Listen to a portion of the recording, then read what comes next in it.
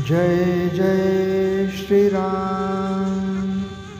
दैनिक प्रवचन नामयोगी श्री ब्रह्मचैतन्य महाराज। विषय नाम हाच भगवंताचा अवतार। आजच्या युगात नाम हाच भगवंताचा अवतार आहे। सुष्टांचे रक्षण आणि दुष्टांचा नाश करण्याकरिता मी अवतार घेतो असे भगवंतांनी गीतेत सांगितले आहे। त्यावरून असे ठरते की सुष्ट आणि दुष्ट या दोघांचेही अस्तित्व असून त्यात दुष्टांकडून सुष्टांना त्रास होण्यातच भगवंताच्या अवताराची उत्पत्ती आहे। आजकाल पाहू गेले तर असे दिसते की सुष्टांचे अस्तित्वच जवळजवळ दुर्मिळ झाले आहे।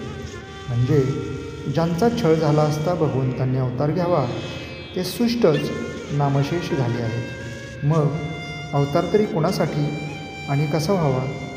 याचा अर्थ अवतार होणारच नाही असे नाही, पण वस्तुस्थिती काय आहे ते यावरून आपल्याला समजेल। आजची परिस्थिती पूर्वीच्या काळची परिस्थिती यात फरक आहे। पूर्वी सद्भावना जिवंत होती, पण ती उघडपणे कृतीत आणणे कठीण होते। आता सद्वासनाच नाहीशी झाली आहे, म्हणजे पायाच ढासळला आहे तिथे कृतीचा प्रश्नच उद्भवत नाही। पूर्वी सद्वासना सूक्ष्मपणे का होईना जिवंत होती, पण स्थूल प्रकट कृती दुर्घट झाली होती।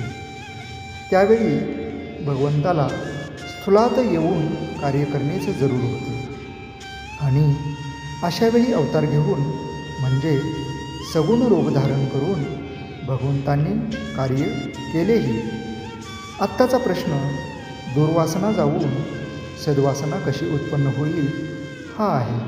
म्हणजेच कार्य सूक्ष्मातले आहे, म्हणजे जसा रोग तशी औषध किंवा काट्याने काटा काढावा या न्यायाने उपाययोजना सूक्ष्मातच केली पाहिजे। वासना बदलायला वासने इतकाच जबरदस्त इलाज पाहिजे आणि तो म्हणजे भगवंताचे नाम। चालू परिस्थितीशी झगडून मार्ग काढून देणारा असा जर कोणता अवतार असेल तर तो भगवंताच्या नामाचाच आहे आणि त्याकरिता सर्वांनी भगवंताच्या नामाचा टाहो फोडणेच जरूर आहे। हे कार्य भगवंताने सगुण रूप धारण करून होणे कठीण आहे। ज्या अर्थी कारण सूक्ष्मातले आहे त्या अर्थी त्याला इलाजही सूक्ष्मातला पाहिजे। म्हणून नाम अवताराची आज गरज आहे।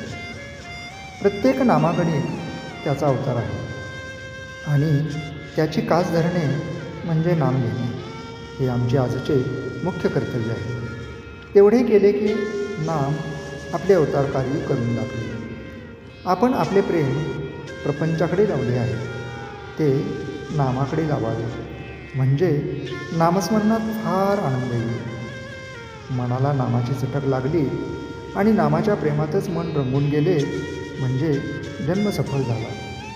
आजचे बोधवचन। नामाने कलीची सत्ता नाहीशी होते, म्हणून नामधारकाला कलीची बाधा नाही। जय जय श्रीराम।